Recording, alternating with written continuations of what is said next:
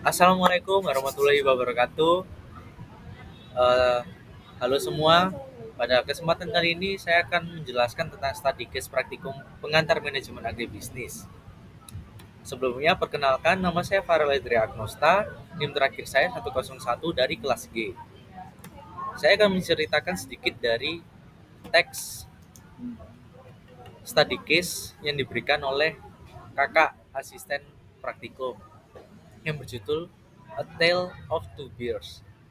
Oke, pada awalnya ada dua perusahaan bir, yang satu itu perusahaan global dan satunya adalah perusahaan lokal.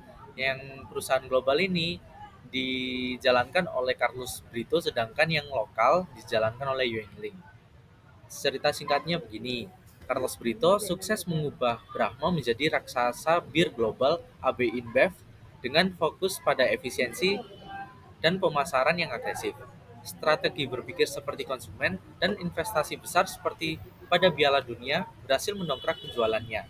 Sedangkan Yuengling, perusahaan bir yang lebih tua dan memilih pendekatan secara tradisional dengan fokus pada distribusi lokal dan ekspansi yang berhati-hati.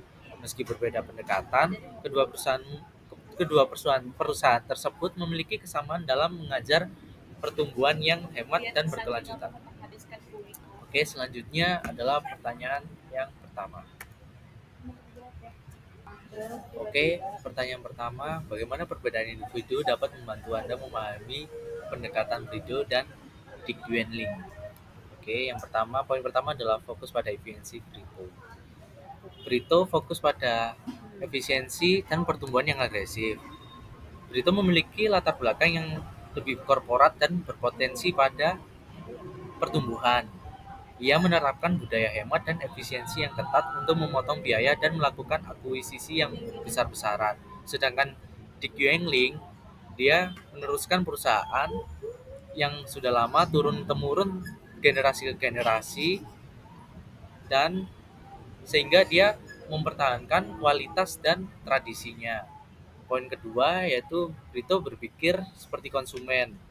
Jadi, Brito selalu berusaha untuk memahami kebutuhan konsumen dan menyesuaikan strategi bisnisnya dengan potensi mereka, preferensi mereka. Sedangkan di Genling, dia melakukan pertumbuhan organik. Dia jadi dia lebih memilih bertumbuh secara bertahap dan memperluas industrinya secara bertahap juga. Lalu Brito dia lebih menekankan pada merek internasional atau global. Jadi, Brito memiliki visi untuk menjadikan AB InBev sebagai pembuat bir terbesar di dunia. Sedangkan di Yuengling, dia mempertahankan identitas merek yang kuat dan menjadi bir Amerika yang autentik. Lalu pertanyaan kedua, apa implikasi dari kedua pendekatan ini bagi organisasi lain? Implikasi untuk organisasi lain yang pertama pentingnya leadership. Jadi kayak kepemimpinan yang berbeda dapat menghasilkan strategi yang sangat berbeda, bahkan dalam industri yang sama sekaligus. Kedua adalah fleksibilitas. Jadi perusahaan perlu fleksibel dalam menghadapi perubahan pasar. Terkadang pendekatan agresif diperlukan, sedangkan pendekatan secara konservatif itu lebih cocok. Jadi tergantung kondisinya. Lalu kultur perusahaan atau budaya perusahaan. Budaya perusahaan bisa menjadi nilai atau aset yang sangat berharga, tapi bisa juga menjadi hambatan bagi perusahaan untuk berkembang. Lalu yang keempat adalah efisiensi dan pertumbuhan. Menemukan keseimbangan antara efisiensi biaya dengan pertumbuhan adalah tantangan yang selalu ada bagi setiap bisnis. Oke. Lalu pertanyaan ketiga, akankah Hood bangkit kembali di Amerika Serikat? Akankah Yuengling berhasil berekspansi ke luar pantai timur? Oke, masa depan Budweiser dan Yuengling. Budweiser pada poin pertama memiliki merek yang kuat karena ia semakin memperbesar ekspansinya ke pasar global, jadi dia memiliki merek yang kuat. Lalu Budweiser juga beradaptasi pada tren konsumen. Jadi dia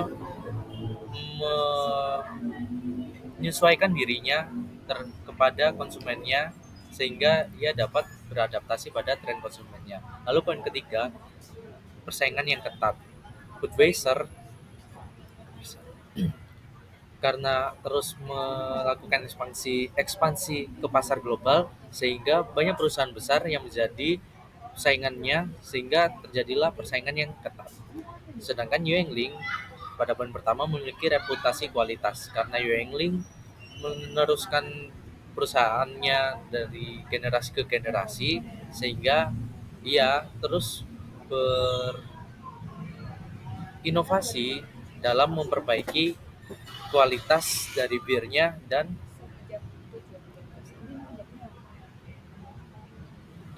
sesuai dengan tradisi turun-temurunnya. Lalu kedua, tren kembali ke lokal.